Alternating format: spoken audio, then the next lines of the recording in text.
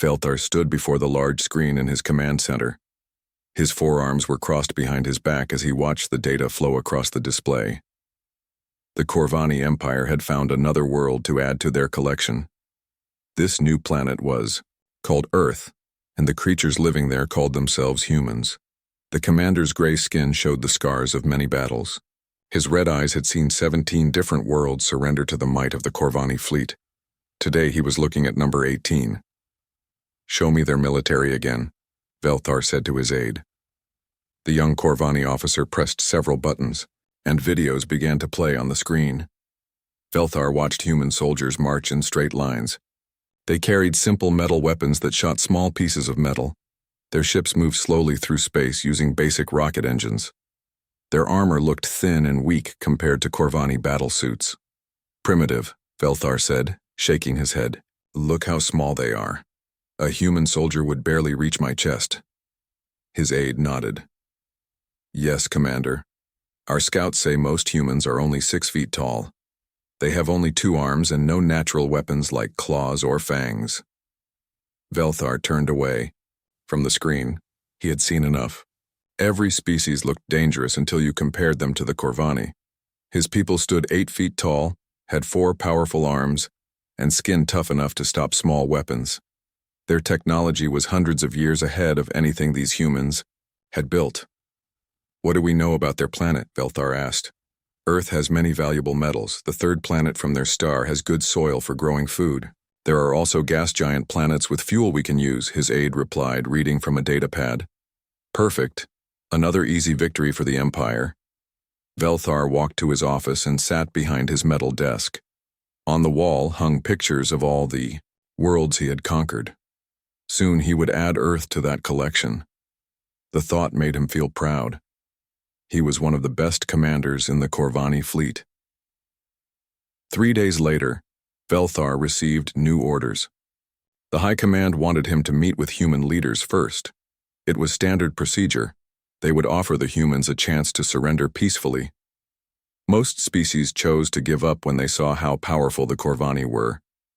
The meeting would happen on Station 7, a neutral space platform between Earth and Corvani territory. Velthar had been to many such meetings before. They usually lasted less than an hour. When the day came, Velthar put on his best uniform. The dark blue fabric showed all his medals and rank symbols. He walked to the shuttle that would take him to Station 7. His 3 best officers came with him. The station was a large metal structure floating in space. It had meeting rooms where different species could talk safely. Velthar had used these rooms many times to accept surrenders from weaker worlds. Inside the station, Velthar waited in the main meeting room. The walls were white and clean. A long table sat in the center with chairs on both sides. Soon the humans would arrive and see how outmatched they were. The door opened, and 3 humans walked in. Velthar was surprised by how calm they looked. Most species showed fear when they first saw a Corvani warrior. These humans just nodded politely and took their seats. The first human was tall for their species, maybe 6.5 feet. He wore a blue uniform with silver symbols. "I am Admiral Hyunwoo of the Earth Defense Fleet," he said in a steady voice. The second human was shorter and wore different clothes. "I am Yunji, speaking for the Earth government," she said. The third human said nothing but watched everything carefully. His uniform showed he was a soldier. Velthar studied them. They looked so fragile. Their skin was soft and they had no visible weapons. How had such weak creatures survived long enough to build spaceships?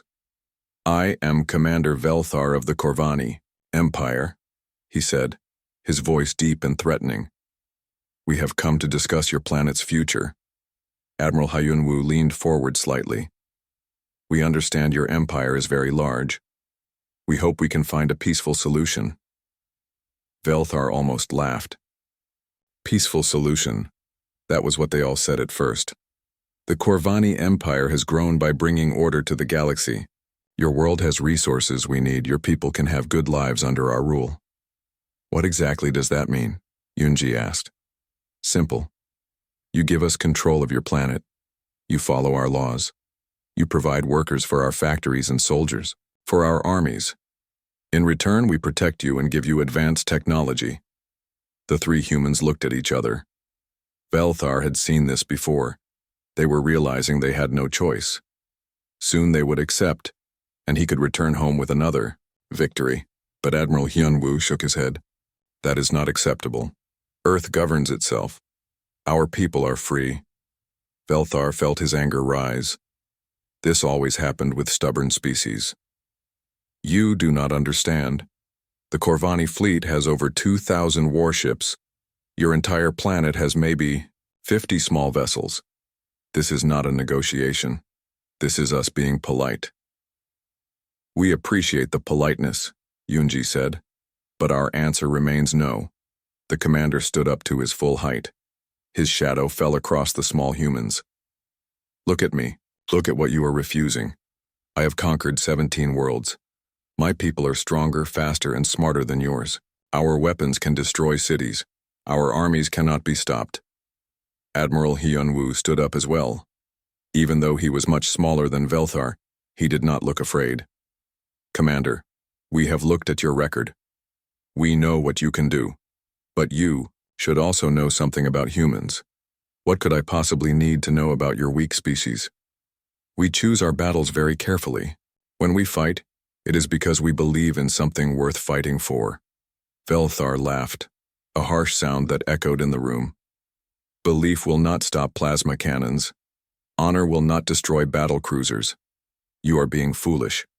The third human, the quiet soldier, finally spoke.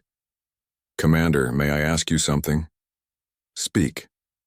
How many of those 17 worlds fought back? Velthar thought about it. Most surrendered when they saw our fleet. A few tried to resist, but they gave up quickly when they realized they could not win. I see. And how long did the longest resistance last? Maybe 2 weeks. The Zelkari put up a good fight, but they were smart enough to quit when it was hopeless. The soldier nodded. Thank you for the information. Yoonji stood and gathered her papers. Commander Velthar, we thank you for this meeting. You have been clear about what you want. We have been clear about our answer. You are making a terrible mistake, Velthar warned. I will return to my fleet and give you 3 days to reconsider. After that, we will take your world by force. Admiral Hyunwoo moved toward the door, then stopped. Commander, before we go, I want to say something. You have conquered many worlds. You are probably a great warrior, but you have never fought humans before. What difference does that make? Maybe none. Maybe everything. The Admiral's eyes met Velthar's. We choose to stand. The three humans left the room. Velthar stood alone, confused by their attitude. Every other species had shown fear when faced with Corvani power. These humans acted like they actually believed they could win. His aide entered the room. Commander, how did it go? They refused, of course. Send word to the fleet. We will show them what happens to worlds that defy the Empire. As Velthar returned to his ship, he thought about the meeting. Something bothered him about the humans' behavior, but he could not identify what it was. They had been too calm, too confident. No matter. In a few weeks, Earth would be another medal on his uniform. The humans would learn what every other species had learned. The Corvani Empire always wins. But deep in his mind, a small doubt began to grow. Admiral Hyunwoo's words echoed in his thoughts. You have never fought humans before. What had the human meant by that? 3 weeks passed quickly. Velthar stood on the bridge of his flagship, watching the human star system grow larger on the main screen. Behind him followed the largest Corvani battle fleet he had ever commanded.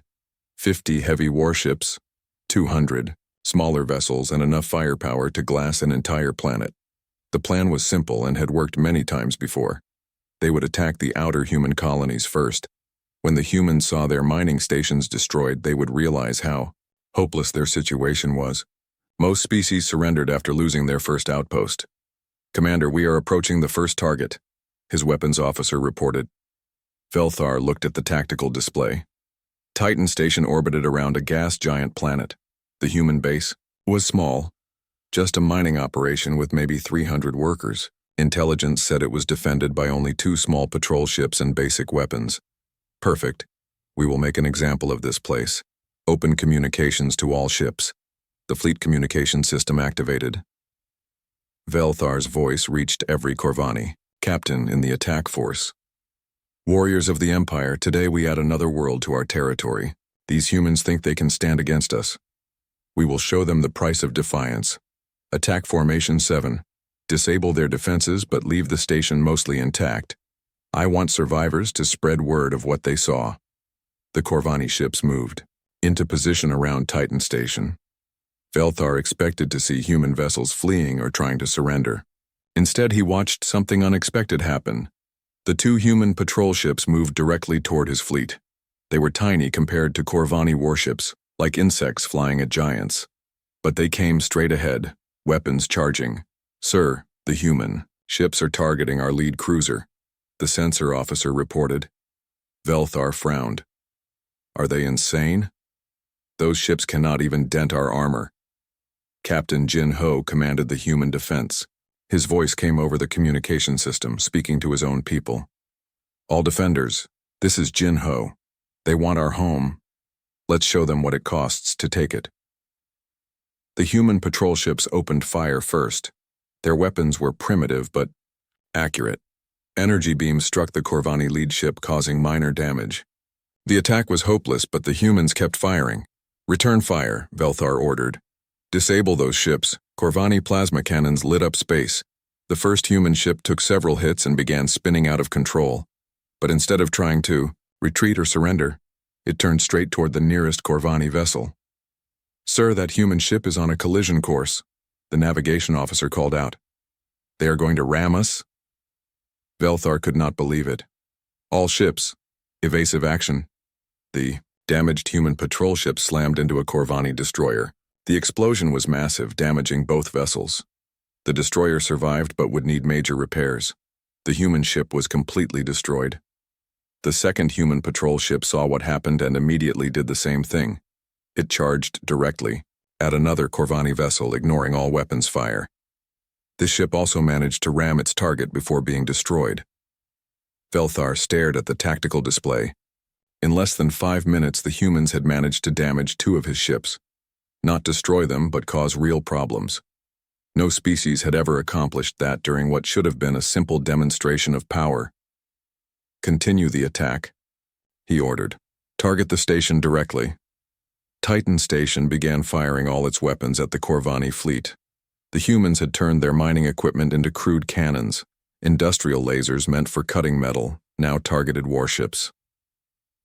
The weapons were weak, but there were many of them. Sir, we are receiving a message from the station, the communications officer reported. Put it on screen. Captain Jin Ho appeared on the main display. His uniform was torn and smoke filled the room behind him. Corvani Commander, I am Jin Ho, defender of Titan Station. You have destroyed our ships, but this fight is not over. Surrender now and your people will be treated fairly, Velthar replied. No, we will not surrender. We will not run. And we will make you pay for every step forward. The screen went dark. Jin Ho had cut the communication. Velthar ordered his ships to storm the station. Corvani troops in heavy armor moved through the station's corridors. They expected to find frightened humans hiding and waiting to give up. Instead, they found humans who kept fighting. Human workers used mining tools as weapons. They had turned the station's own systems into traps. When Corvani soldiers entered a room, the humans would cut power to the lights and attack in the darkness. The battle for Titan Station lasted 6 hours. It should have taken 30 minutes. When it finally ended, the station was mostly destroyed, and over half the humans were dead. But they had also killed or wounded nearly 200 Corvani soldiers. Velthar read the battle report with growing confusion. How had untrained miners fought so hard against professional warriors? How had they caused such heavy losses with primitive weapons? Sir, we are receiving reports from the other attack groups, his aide said nervously. What reports? The attack on Europa base ran into similar problems. The humans there used the ice mines as ambush points. They collapsed tunnels on our troops. Colonel Wu Jin turned the entire moon into a fortress. Velthar felt something cold in his stomach. What about the supply depot at Ceres? The humans rigged their fuel storage to explode when we got close. The blast damaged 3 of our ships. They fought for 12 hours before we could secure the facility. This was not going according to plan. Every human outpost was fighting, to the death. Velthar had expected quick victories to break human morale. Instead, each battle was costing him ships and soldiers. Sir, incoming message from Admiral Hyunwoo. Velthar straightened in his command chair. Put him on screen. The human admiral appeared, looking tired but determined. Commander Velthar, I wanted to speak with you about our recent engagements. You mean your defeats? Your people fought bravely, but they still lost. Yes, they lost. But I think you are starting to understand something about humans. We do not fight the way other species fight. Velthar leaned forward. Explain. Most species fight to win. When they realize they cannot win, they surrender to save lives. Humans are different. We fight to make victory as expensive as possible for our enemies. That is foolish. You are wasting lives for nothing. Admiral Hyunwoo shook his head. No, Commander. We are teaching you a lesson. Every human who dies fighting costs you soldiers, ships, and time. We have dozens of colonies, hundreds of defense posts, thousands of places where humans will make their stand. You cannot win against the Empire. Maybe not. But we can make sure that even if you win, it will not be worth the price you paid. The communication ended. Velthar sat in silence, thinking about what the human had said. He looked at his casualty reports again. In 1 day of fighting, he had lost more soldiers than in the conquest of 3 other worlds combined. His weapons officer approached carefully. Sir, what are your orders for tomorrow's attacks? Velthar studied the star charts showing human positions. Each symbol represented another station that would fight to the death. Another battle that would cost him ships and soldiers. Another group of humans who would choose to die rather than surrender. Continue the attacks, he said finally. But increase security around our ships. These humans are more dangerous than they appear. As the Corvani fleet prepared for another day of battle, Velthar found himself thinking about something he had never considered before. What if the humans were not fighting because they were stupid? What if they were fighting because they knew something about war that he did not understand? That night, Velthar could not sleep. He kept thinking about Captain Jinho's words. We will make you pay for every step forward. The human had meant exactly what he said. For the first time in his career, Commander Velthar began to wonder if victory was possible. Not just military victory, but victory that would be worth achieving. The humans were teaching him that winning and conquering were 2 very different things. Tomorrow would bring more battles, more human colonies that would fight to the death, more casualties among his own troops. Velthar realized that each human victory, even in defeat, was making his overall mission harder to complete. The humans were not just defending their territory, they were making war itself their weapon. 2 weeks had passed since the first attacks on human colonies. Velthar stood in his war room, looking at the battle map with growing frustration.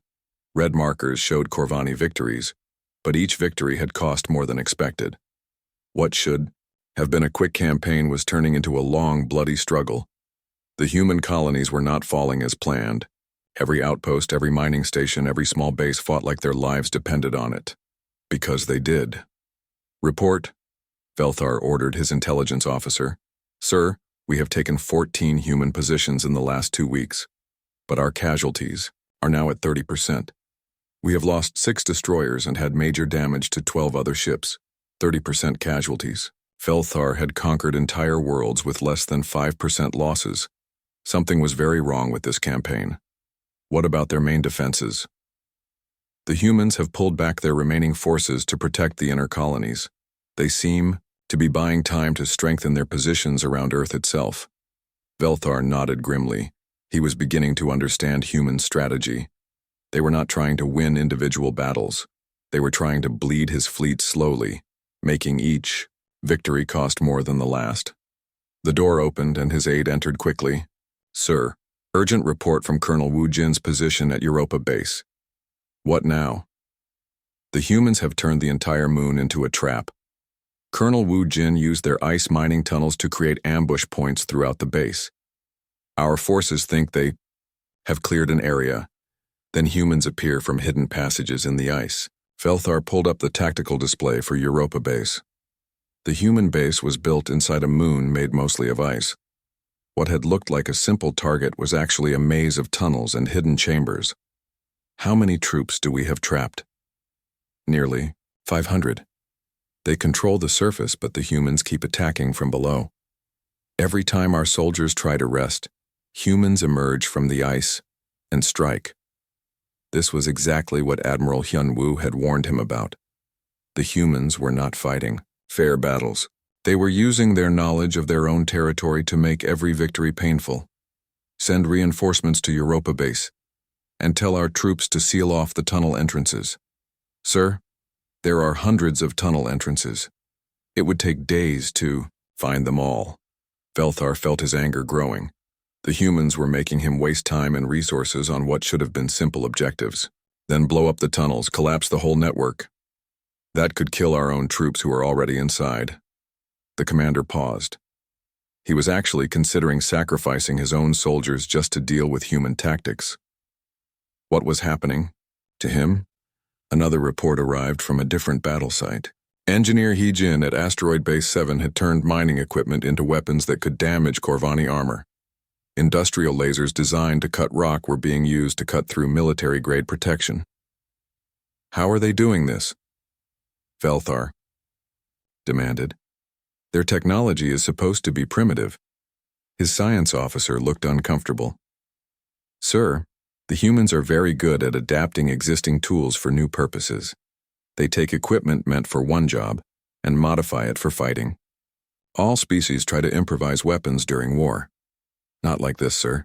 The humans seem to understand the basic principles behind their technology well enough to change it quickly. Engineer Hae Jin has created 17 different weapon modifications in just 2 weeks. Felthar studied the reports more carefully. The humans were not just brave. They were intelligent in ways he had not expected. They understood how to turn anything into a weapon. A new message arrived from pilot Taeho at the Ganymede defense platform. The human pilot was leading attacks against Corvani supply ships, but these were not normal attacks.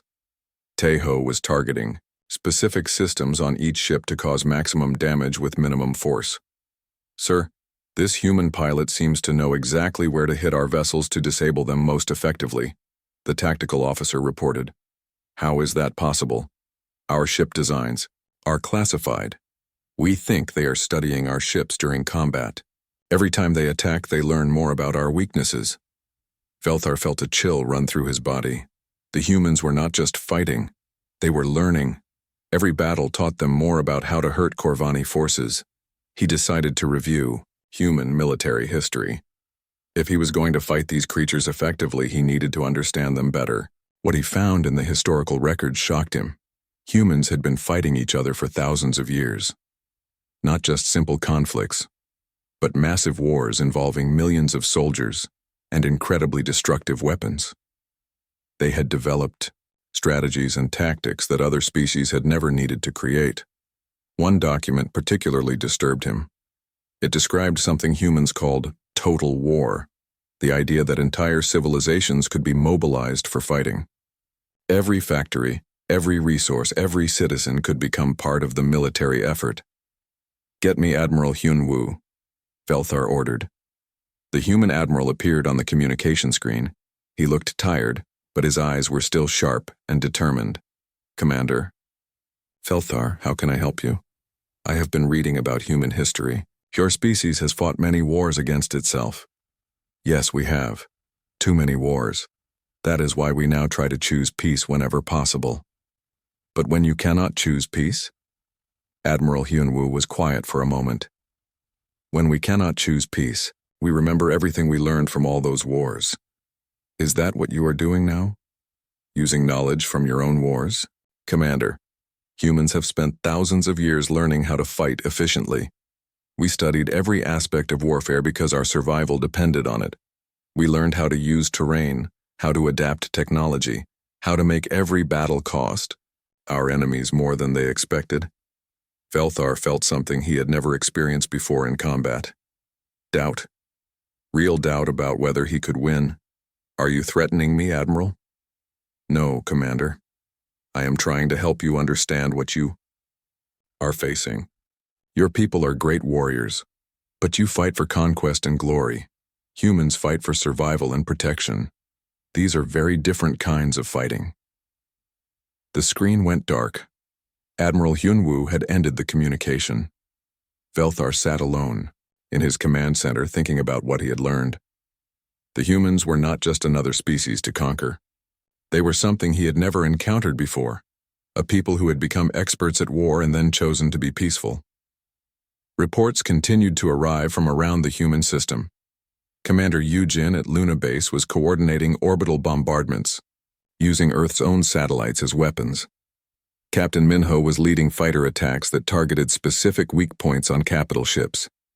Every human seemed to know exactly how to cause maximum damage to Corvani forces. They were not fighting like other species Velthar had conquered. They were fighting like they had studied warfare for centuries. The realization hit him suddenly. They had studied warfare for centuries. While other species developed art and philosophy and peaceful technology, humans had been forced to become masters of combat just to survive on their own world. Now they were using all that knowledge against him. Velthar looked at his casualty reports again. In 3 weeks of fighting, he had lost more ships and soldiers than in his previous 5 campaigns combined. And the humans were not even trying to win battles. They were just trying to make each defeat cost him everything they could. For the first time since becoming a commander, Velthar began to wonder if some victories were not worth winning. The humans were teaching him that lesson with every battle. His aide entered the room nervously. "Sir, new orders from High Command." "What do they say?" "They want a progress report. They expected this campaign to be finished by now." Velthar looked at the tactical display showing human positions throughout their star system. Each marker represented another fight that would cost him ships and soldiers. Another group of humans who would die fighting rather than surrender easily. "Tell High Command that the humans are more resilient than expected. We will need more time to complete the conquest." What he did not say was what he was really thinking. The humans were not just resilient. They were dangerous in ways he was only beginning to understand. The attack on Earth itself began 6 weeks after the first contact. Velthar's fleet had fought through the outer colonies at a terrible cost. Half his ships were damaged, and his casualty reports showed losses that would have ended most campaigns.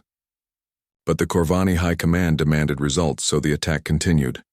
As his fleet approached Earth's defensive perimeter, Velthar saw something that made his blood run cold. The planet was no longer just a world. It had become a fortress. Admiral Hyunwoo had used the time bought by the outer colonies well. Every orbital platform around Earth bristled with weapons. Satellites that once carried communications equipment now mounted missile launchers. Even space debris had been turned into kinetic weapons aimed at incoming ships. "Sir, our sensors are detecting over 3,000 separate weapon systems in Earth orbit." The tactical officer reported with disbelief in his voice. 3,000? How is that possible?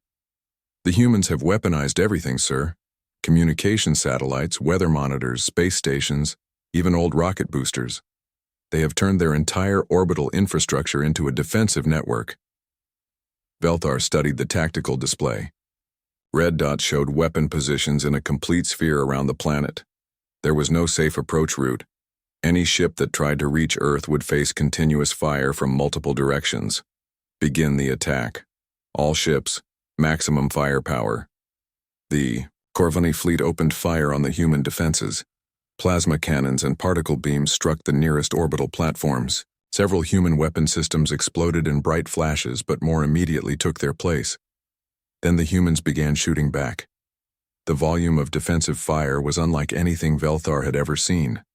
Thousands of missiles launched simultaneously, from hundreds of platforms. Energy beams from converted satellites created a web of deadly light around his ships. Captain Minho led the human fighter squadrons. His small ships moved through the battle like deadly insects. striking at Corvani vessels and disappearing before return fire could target them. But these were not normal fighter attacks. "Sir, those human fighters are deliberately ramming our ships," the sensor officer called out in shock. Velthar watched in horror as human pilots flew their ships directly into Corvani destroyers. The fighters were tiny compared to his warships, but they were targeting specific weak points: engine intakes, weapon mounts, communication arrays. "They are committing suicide just to damage us," Velthar said in disbelief. "No, sir," his intelligence officer corrected. "They are trading their lives to disable our capabilities. Each fighter attack is eliminating specific systems on our ships." The realization struck Velthar like a physical blow. The human pilots were not dying uselessly. They were making calculated sacrifices to cripple his fleet's fighting ability. Commander Yujin coordinated the orbital bombardment from the planet's surface. She was using Earth's own satellites as kinetic projectiles. Old communications satellites were being guided into collision courses with Corvani ships. The impacts were devastating. "Sir, we are losing ships faster than we can advance them," the fleet commander reported over communications. Velthar could see the battle developing into a disaster. His fleet was being torn apart by an enemy that seemed willing to sacrifice anything to defend their world. Then something happened that would haunt Velthar for the rest of his life. Alarms began sounding throughout his flagship. "Sir, we have multiple hull breaches on decks 7 through 12, the damage control officer reported. "How? We have not taken any direct hits." "Sir, human boarding parties have entered the ship." Velthar felt his 4 hearts skip beats. "Boarding parties? How did they get past our shields?" "They used our own docking ports, sir. Lieutenant Jawan led a team that somehow infiltrated during the battle." The commander grabbed his personal weapons and headed for the lower decks. He had to see this for himself. How could primitive humans board a Corvani warship during active combat? The corridors of his ship had become a battleground. Human soldiers in simple armor were fighting Corvani Marines hand to hand. But these humans moved with a precision that shocked Velthar. They knew exactly where to position themselves for maximum effectiveness. Velthar watched Lieutenant Jawan lead his team through the ship's passages. The human was small compared to Corvani warriors, but he moved like he had been fighting in starship corridors his entire life. Every movement was efficient, calculated, deadly. "How are they doing this?" Velthar demanded from his security chief. "Sir, they seem to understand our ship design better than we expected. They are targeting critical systems while avoiding our strongest defensive positions." The humans were not just fighting bravely. They were fighting intelligently. They had studied Corvani ship layouts and identified the most vulnerable points. Now they were exploiting that knowledge with ruthless efficiency. In the ship's main reactor room, Velthar came face to face with human soldiers for the first time. Lieutenant Jawan and 3 other humans were placing explosive charges on critical systems. "Stop," Velthar commanded, raising his weapon. The humans turned to face him. Velthar expected to see fear in their eyes when confronted by a Corvani commander. Instead, he saw something that made him hesitate. They looked at him like he was just another tactical problem to solve. Lieutenant Jawan spoke calmly. "Commander Velthar, we have planted charges throughout your ship's power systems. You can kill us, but the explosions are already set to activate." "You are bluffing." "No, sir, we are not. In 30 seconds, your main reactor will shut down. Your weapons will stop firing. Your ship will drift helpless until you can repair the damage." Velthar realized the human was telling the truth. "Why are you doing this? You will die when my security forces find you." "Yes, we probably will. But while your flagship is disabled, our defense platforms will destroy 3 more of your ships. This trade benefits humanity." The human spoke about his own death like he was discussing the weather. Velthar had never encountered anything like this attitude toward combat. "You are insane." Lieutenant Jawan shook his head. "No, Commander, we are efficient. Every human life lost in this battle will cost your fleet more than it costs us. That is how humans fight." The charges exploded throughout the ship. Emergency lighting activated as the main power systems failed. Velthar's flagship began drifting, powerless through the battle zone. From the observation deck, Velthar watched the rest of the battle unfold. Human fighters continued their suicide attacks against his remaining ships. Orbital platforms kept firing even as they were destroyed by return fire. The planet's defensive network seemed endless. But what disturbed him most was a message he received from Earth's surface. Dr. Sunmi, broadcasting from the planet, sent words that cut through Velthar's understanding of warfare. People of the galaxy, this is Dr. Sunmi, speaking from Earth. We know that many of you are watching this battle. We want you to understand something about humanity. We are not fighting for victory today. We are fighting so that our children will know we fought. The concept confused Velthar completely. Fighting without expecting to win? What was the point of such an action? His intelligence officer provided an explanation that made everything worse. Sir, the humans are broadcasting this battle to other species throughout the galaxy. They want everyone to see how much it costs to attack humanity. They are turning their own defeat into a warning. Yes, sir. Even if we win, every species in the galaxy will know that humans do not surrender easily. Velthar watched his fleet being slowly destroyed around Earth. The humans were losing the battle, but they were making victory so expensive that it felt like defeat. Every Corvani ship lost, every soldier killed, every resource expended was a message to the galaxy. The message was simple. This is what it costs to fight humans. As emergency power returned to his flagship, Velthar found himself thinking about something he had never considered before. What if winning a battle was not the same as winning a war? What if some victories were actually defeats? The humans were teaching him that lesson with every ship they destroyed, every soldier they killed, every moment they continued to fight, against impossible odds. For the first time in his military career, Commander Velthar experienced something that no Corvani warrior should ever feel. He was afraid, not afraid of dying. He had faced death many times before. He was afraid of an enemy that fought like this, an enemy that could turn losing into a form of winning, an enemy that made every victory feel like stepping into a trap. The humans were not just defending their world. They were showing the galaxy what happened when someone attacked humanity, and Velthar was beginning to understand that the lesson was terrifying. The battle for Earth lasted 3 more days. 3 days that changed everything Velthar thought he knew about warfare. By the end, his mighty fleet was reduced to less than half its original strength. Ships limped through space with massive damage. Soldiers filled medical bays with wounds that should never have happened during what was supposed to be a simple conquest. The humans had lost. Earth's orbital defenses were destroyed. Their space fleet was gone. Their cities showed damage from orbital bombardment, but somehow their defeat felt like Velthar's loss. On the final day, General Seok-jin sent a message from Earth's surface. The human ground commander appeared on screen, his uniform dirty and torn, but his eyes still showing determination. Commander, Velthar, I am General Seok-jin of the Earth Defense Forces. I am authorized to discuss terms.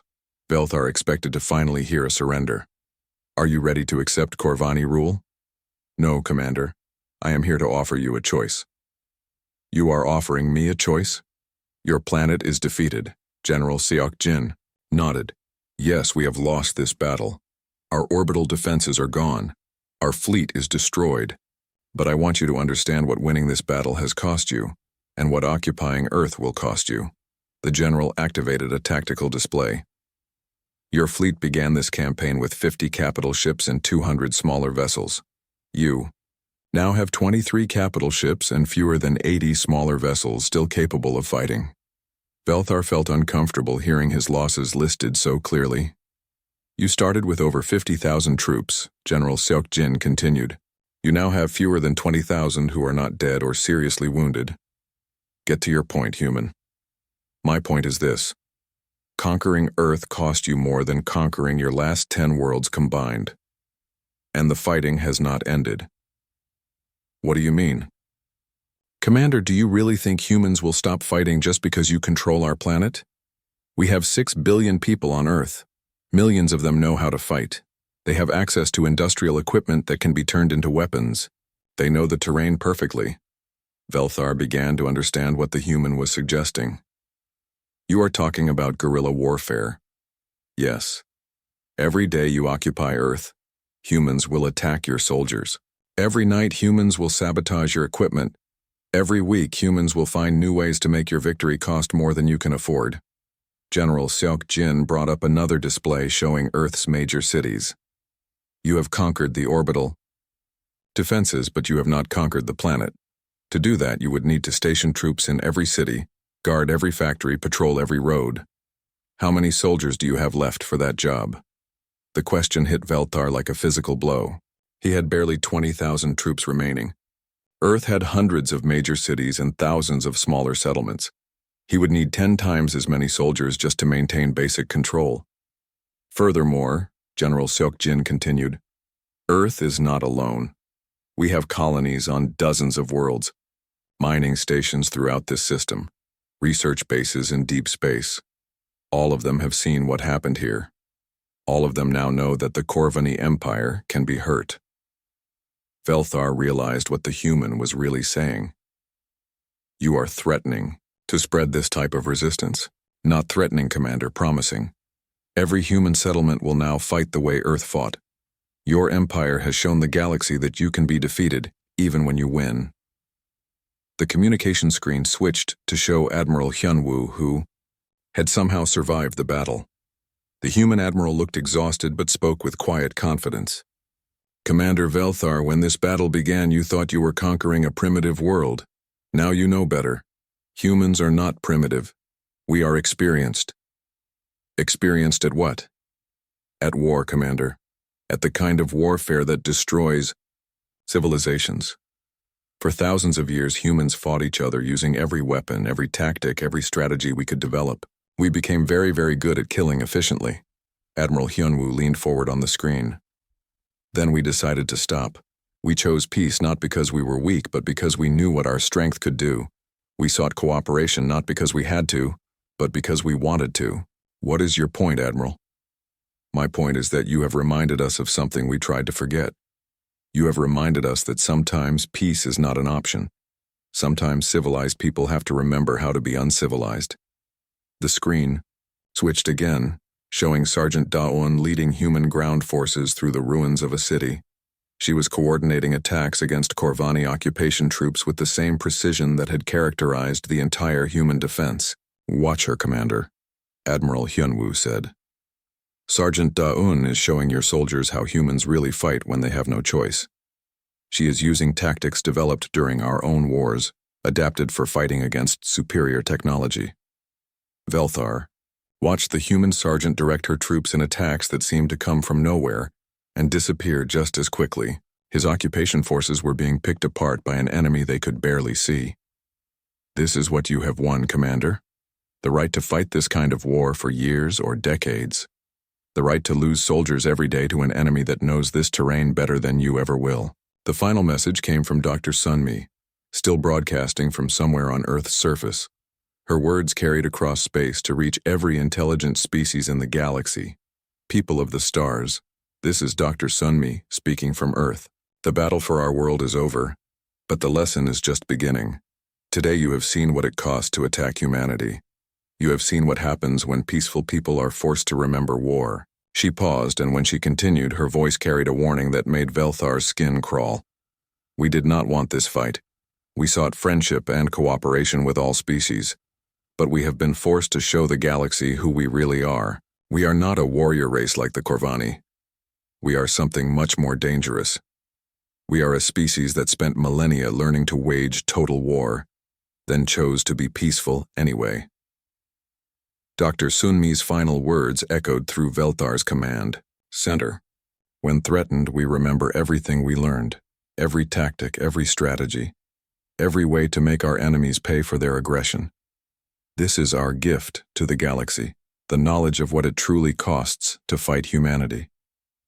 Velthar sat in his command chair, staring at the tactical displays showing his damaged fleet. He had won the battle for Earth, but the victory felt hollow. Worse than hollow. It felt like the beginning of something terrible. His aide approached nervously. "Sir, what are your orders for the occupation forces?" Velthar thought about the question. He could try to hold Earth with his remaining troops. He could call for reinforcements from other parts of the Empire. He could attempt to control a planet where 6 billion humans would fight him every single day. Or he could make a different choice. "Send a message to all ships," Velthar ordered. "We are withdrawing from human space." "Sir? We won the battle." "No," Velthar said quietly. "We lost something much more important than a battle. We lost the ability to believe this victory was worth winning." As the Corvani fleet limped away from Earth, Velthar composed his report to the High Command. The document he wrote would change the Empire's policy toward humanity forever. "Do not engage humans in warfare," he wrote. "They are not a warrior race like the Corvani. They are something far more dangerous. They are a species that spent thousands of years learning to kill efficiently, then chose to be peaceful instead." He paused in his writing, thinking about everything he had witnessed. Then he continued, "When forced to fight, humans remember every lesson their violent history taught them. They do not fight for glory or conquest.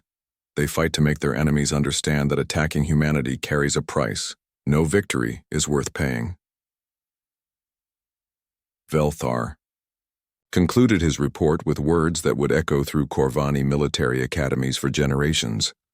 "I have conquered 17 worlds for the Empire. Earth taught me that some victories are indistinguishable from defeat. The humans did not just defend their planet. They showed the galaxy what happens when someone forces peaceful people to remember war." The damaged Corvani fleet disappeared into hyperspace, leaving Earth behind. The planet was scarred but unbroken. Its people were bloodied but unbowed. And throughout the galaxy, other species had learned a lesson that would be remembered for centuries. Humanity had chosen peace not from weakness, but from knowledge of what their strength could accomplish. When that choice was taken away from them, they had shown the cosmos exactly why peaceful people were the most dangerous enemies of all. Velthar spent the rest of his life in meditation, forever changed by his encounter with humanity. He had learned that true strength was not the ability to conquer others, but the wisdom to choose not to use that ability. The humans had taught him the meaning of fear, and in doing so, they had taught him the meaning of respect.